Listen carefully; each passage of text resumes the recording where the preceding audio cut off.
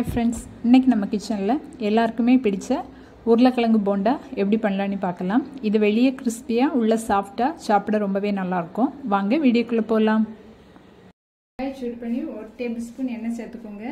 எண்ணெய் சூடானது அதில் பொடியாக கட் பண்ண ஒரு மீடியம் சைஸ் வெங்காயம் சேர்த்துக்கோங்க. அது கூடவே ஒரு பச்சை மிளகாய் பொடியாக கட் பண்ணி சேர்த்துக்கோங்க.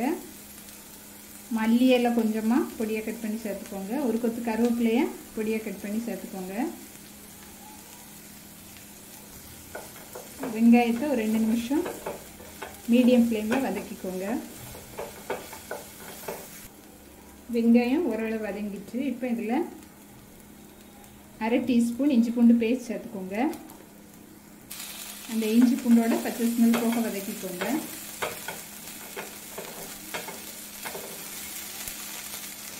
இப்போ இதில் வேக வச்சு மசிச்ச உருளைக்கிழங்கு சேர்த்துக்கோங்க.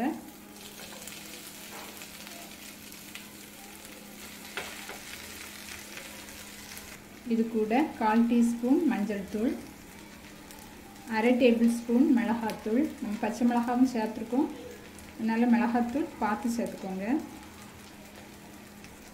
1/2 டீஸ்பூன் சாட் மசாலா. சாட் மசாலா சேர்க்கும்போது அதோட ஃப்ளேவர், அதோட அந்த புளிப்பு எல்லாம் சேர்ந்து நல்லாயிருக்கும். இல்லைன்னா ஸ்கிப் பண்ணிக்கோங்க. தேவையான அளவு உப்பு சேர்த்துட்டு நல்லா மிக்ஸ் பண்ணிக்கோங்க. அந்த வெங்காயம் உருளைக்கிழங்குல உள்ள ஈரம் எல்லாம் போய் ட்ரை ஆகணும். உருண்டை பிடிக்க அப்போ ஈஸியாக இருக்கும். அந்த தண்ணி எல்லாம் வற்றி இந்த மாதிரி இருக்கணும். பார்த்தாலே தெரியும் உங்களுக்கு. இந்த ஸ்டேஜில் ஸ்டவ் ஆஃப் பண்ணிவிட்டு இதை ஆற விட்டுருங்க. எடுத்துக்கோங்க. அதில் 5 ஸ்பூன் கடலை மாவு எடுத்துக்கிறேன். எந்த ஸ்பூனில் நீங்கள் எடுத்தாலும் 5 ஸ்பூனுக்கு 1 ஸ்பூன் அரிசி மாவு வீதம் சேர்த்துக்கோங்க. 1 ஸ்பூன் அரிசி மாவு சேர்த்துக்கோங்க. 1/4 டீஸ்பூன் மஞ்சள் தூள், 1/2 டேபிள் ஸ்பூன் மிளகாத்தூள். நம்ம உருளைக்கிழங்கு மசாலாலையும் காரம் சேர்த்துருக்கோம், பார்த்து சேர்த்துக்கோங்க.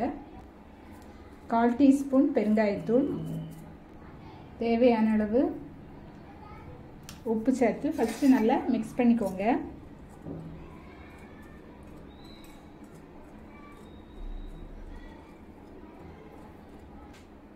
கொஞ்சம் கொஞ்சமாக தண்ணி சேர்த்து திக்காக கரைச்சிக்கோங்க.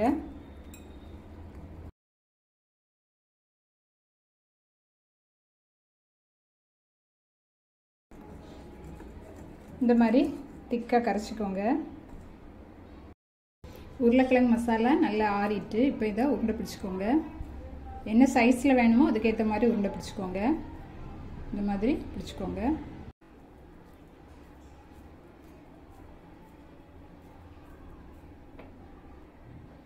உருண்டையை இந்த மாவில் போட்டு எண்ணெய் சூடானது அதில் போட்டு எடுத்துருங்க.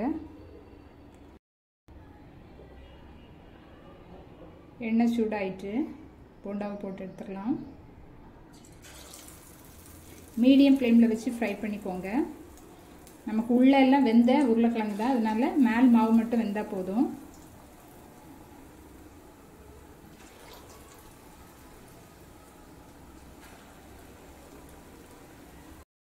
ஒரு பக்கம் வெந்ததும் அடுத்த பக்கம் மாற்றி போட்டுக்கோங்க.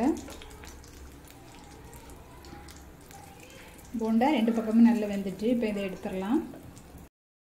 சுட சுட உருளைக்கிழங்கு போண்டா சூப்பராக ரெடி ஆயிட்டு. நீங்களும் ட்ரை பண்ணிவிட்டு கமெண்ட் பண்ண மறக்காதீங்க. தேங்க்ஸ் ஃபார் வாட்சிங்.